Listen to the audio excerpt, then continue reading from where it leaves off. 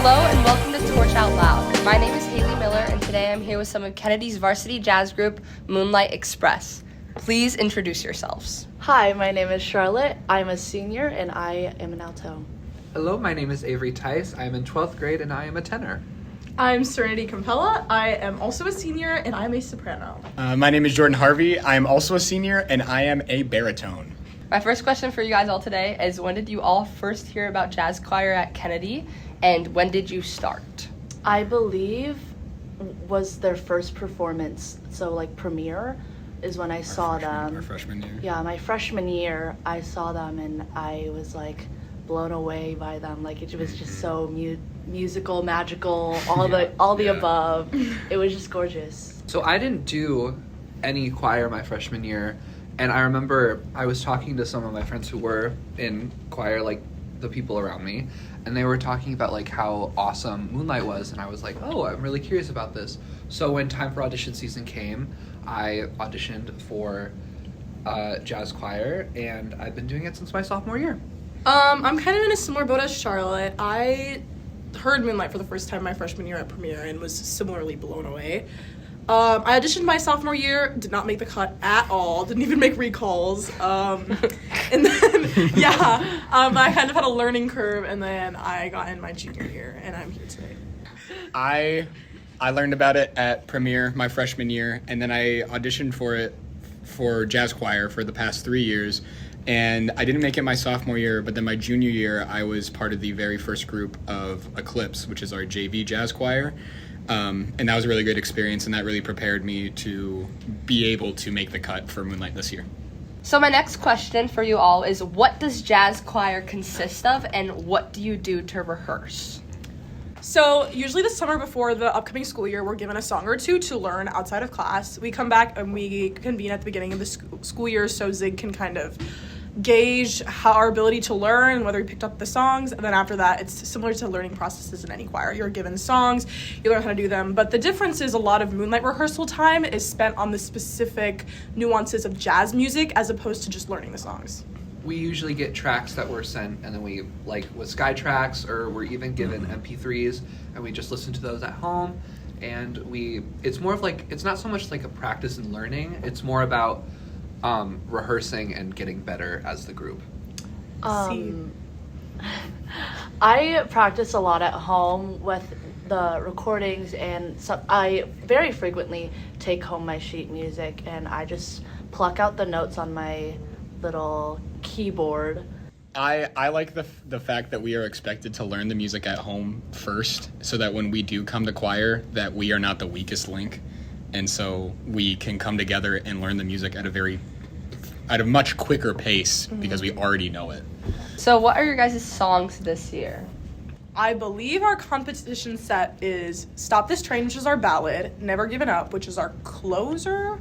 We have another song called Little Did I Dream, and Why Not? Yeah. And Why Not? What song is your favorite out of those four? Ooh. Stop This Train is my favorite song. I don't know, I agree. It involves Really? minimal scatting, and it's just something I can't do. So like, That's not my reason. I just think it's a really pretty song, and every time I sing it and I like look at my friends around me, I actually like start to tear up because it's about leaving, and like also leaving your like family to like go to, like I think about college a lot, so it's just really meaningful to me, and I really like singing that one. I really enjoy Little Did I Dream. It's just like, for me, there's just like this like little playful energy behind it, and especially just like being able to sing and interact with people around you. It's just like, it's just so much fun for me to sing. Well, the one that I like is different than the one that I like to sing. I like Stop This Train because of just the beauty of the song. I think it's very simplistic, but it plays on chords that are just pretty. However, that's for listening. I don't really like singing that song because I feel like sometimes it's one of those songs that you get lost in autopilot and you're not consciously thinking. But as far as the one that I like to sing, we have a piece called Never Given Up, I think is what it's called. I'm never gonna, I don't know. But I personally enjoy that song purely because I think that it carries a level of stamina that is required to sing it because the piece is really fast paced.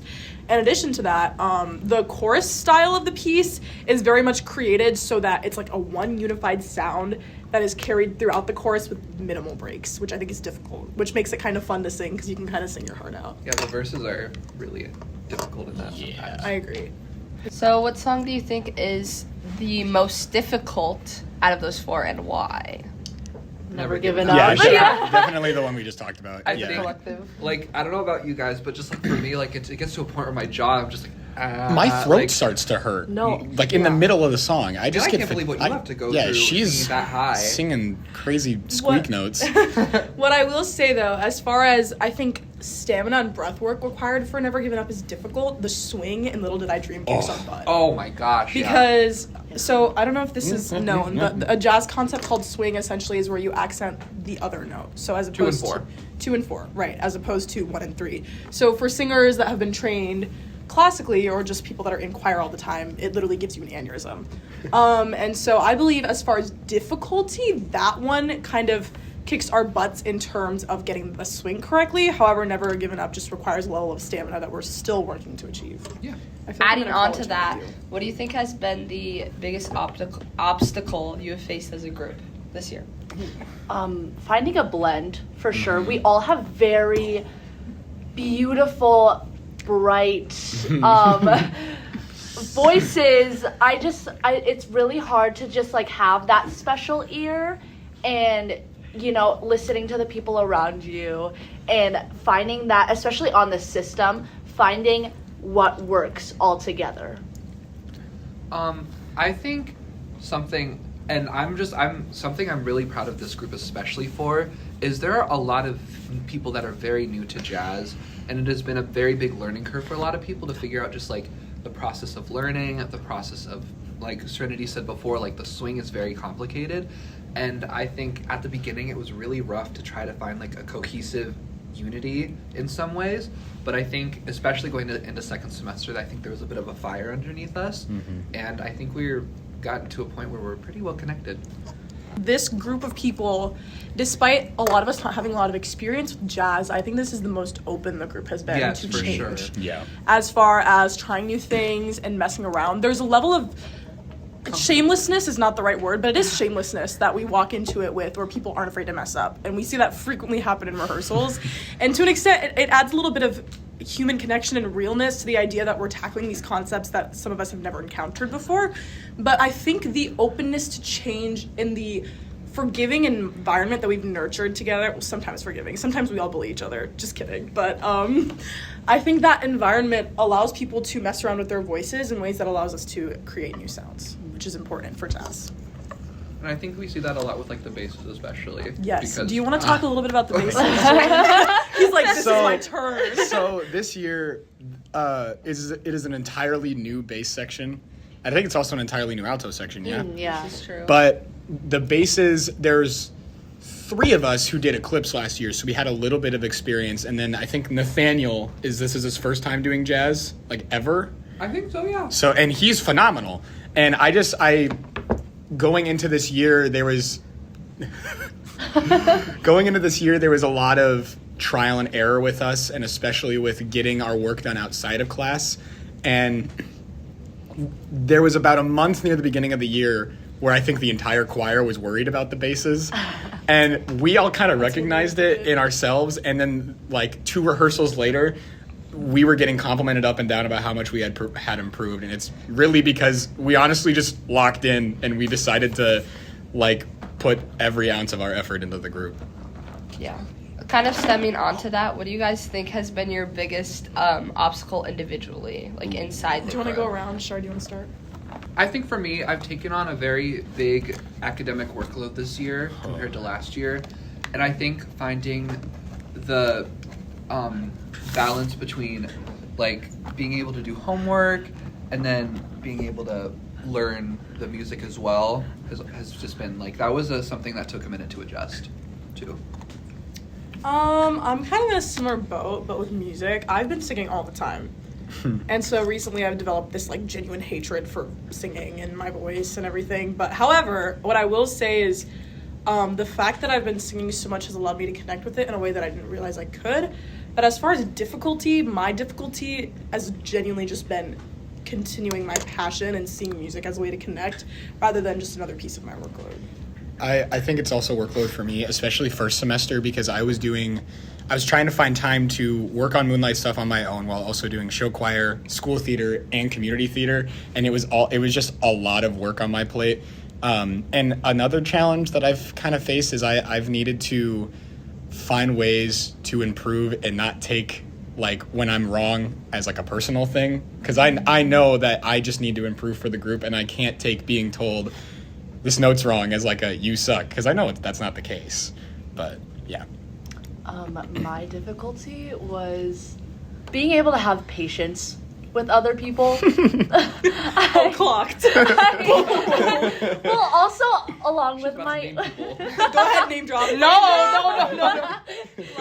Okay. Being able to have patience with the group as well as myself, because I know this is my first year of doing anything jazz related. Like, I have no experience prior. I don't know what I'm doing, and being able to know the fact that I'm not gonna get it was hard for me to realize. I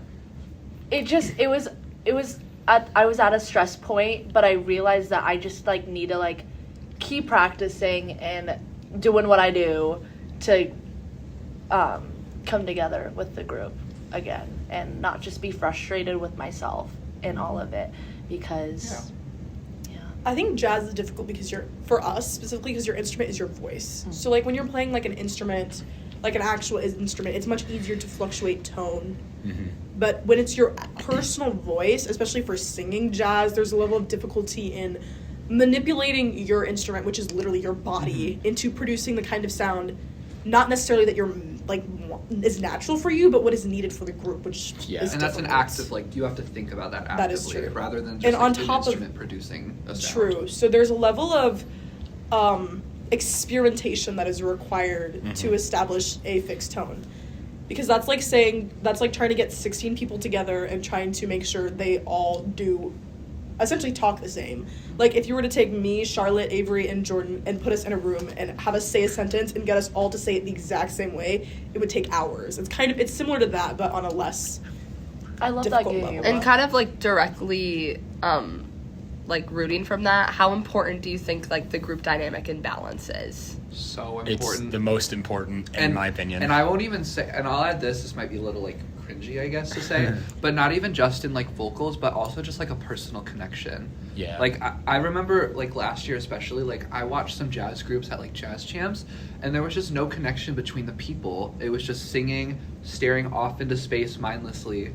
But then you could see you'd see some of the best jazz groups there. You could see like genuine connections and friendships in their singing, and you could see that come out through their voices. It was just really interesting to see. Aw, cringe. Get out. I side with Avery on that. It's so important to not only have the vocal blend, but also like I'm in this group with my best friends, and every rehearsal is like such an opportunity to not only be making incredible music, but also just to be spending time with the people that I love. And so that is the most important thing to the group for me, because if we don't have that kind of dynamic, we can't agree, we can't make beautiful sound together. Yeah, I love you guys. Aww. I know Avery could probably speak more on this, being in the group for 3 years, but last year I didn't connect with the entire group, and that reflected it. Can you not? That reflected in a way that was like, half the group would be on one page and half the other group would be on another page. But oddly, that resulted in our sound being the same way. Mm-hmm. Half the group sounded one way and the other half of the group sounded different. Which you wouldn't expect that to happen, but I think there's a level of underlying human connection that allows you to blend. There's a philosophy behind it almost. This is true. Claudio KC. So I think that the fact that we all don't hate each other and despise each other, and that there's a level of human connection underneath the music that's being made, allows the difficulty to be much more easily explored. For sure. True. Yeah. So I know there is Going Out next week, which is kind of like the end of like all of the choirs at Kennedy, the seasons of that. Yeah. So kind of reflecting on that, what are you looking, like, what were you most looking forward to for jazz this year? What does jazz look like for the rest of the year for you guys? Just everything like that. For me, at least, my sophomore and junior year in jazz choir, there was a very large disconnect for me. Like, I wasn't really necessarily close with a lot of people in there, or there were people who were closer than other people, so it was a very, like, lonely class to be in. But especially this year, it just, like, I finally have friends with me, and so it's something I'm excited to see, like, excited to be at, and, like, I'm happy to sing with my friends. Like, we have fun, we laugh. Like, it's just a great experience, and I'm really sad that it's almost over. It's so unique to high school, too. Exactly. Which makes it so much more vulnerable, I think. Because so we're much more literally all sadder. just kids that ending. mess around and sing songs. Like, at the end of the day, it's a very... In a 2-4 swing. This is true. I just think that what jazz has meant for me has changed over the course of 2 years, but I think this year, the only goal necessarily that I have is just having fun with it. Exactly. That's all we're going to remember in 20 years anyways. Yeah. For the past, 3 years, the only thing that for me has been, I need to make the group. And then I made it, and then I had to come to terms with, okay, now what? Because I hadn't thought that far ahead. And so now, and the most important thing for me was just to make the most of my opportunity in this group. Because it is an incredible opportunity to be part of this incredible jazz choir. And I'm just really, really sad that the music that we make together is just, it's not going to end abruptly, but it's just we're not going to be able to have this opportunity again, so we just need to make the most of it. One last question for everybody. What has been your favorite memory from Moonlight? I mean, honestly, a lot of pretty much 95% of my best memories have been made this year, in all honesty. And I think some of them are just laughing at the pure stupidity of some of the situations we end up in. Like, when Zig's being 75% serious and talking to somebody, and then immediately Nathaniel Goff will just break the tension, and he goes, I don't know. It's just there's, and Serenity, everybody said earlier, it's just there's such a human part to the group this year, and it's so welcoming, and it's really enjoyable. Mm-hmm. I go ahead, Serenity. You first. Oh, okay. I think it was said earlier, but just the fact that we are so connected, we are not afraid to mess up in front of each other. So some of my favorite memories are us messing up, and then we all know who did it. So we all as a collective laugh because we know how silly it is. One memory is a good majority of our jazz choir was at All-State Camp this year at Mount Mercy. Yes. And I've gone the 2 years prior, but that 3 days with everybody where we would just go to lunch together and hang out after camp was it flew by, and it was so fun. So Jordan actually stole my answer. Okay, sorry. Well, I was gonna say, because All-State Camp was the beginning of all of us. It was the first time that us as a group really came together. Yeah, where we all started hanging out and started talking to each other. Being able to start that bond there was, I don't know. I feel okay, this is gonna sound cringy. Just say it, girl. Moonlight and All-State, maybe they were the friends that we made along the way. It's true. Wow, that was deep. I have two, I think. I think I have two favorite memories. I have one from last year. I don't know if it was Jazz Champs. We were in this jank school. Can I say that? Yeah, it was Jazz Champs. We were at this school, and I remember having sitting with some of my friends and just having staring competitions. And we did that for 30 minutes. 30 minutes of staring competitions. It was so fun. That's what I remember. And this year, I really just remember the times where, I would be sitting in class, and I think sometimes when one of us gets on a tangent, which is very unique to choir because I think Zig has the attention span of a moth. So one of us will go on a tangent and he will follow, and sometimes that happens over and over again. So there's these running jokes that we have that resurface every now and then. that I think are really, really funny. And I'm just thinking of that because yesterday I washed my hair and someone told me it was my birthday, and I thought that was really funny. It's all getting a little foggy over here. Yes, it's like stuff like that, and I think that's what's gonna sit with us for a long time, because I think in 20 years someone's gonna say that to one of us. We're gonna be like, oh my goodness. She did wash her hair. I believe it. Thank you all once again for being here today and sharing a little bit about Moonlight Express at Kennedy. Thank you so much. Thank you! Bye.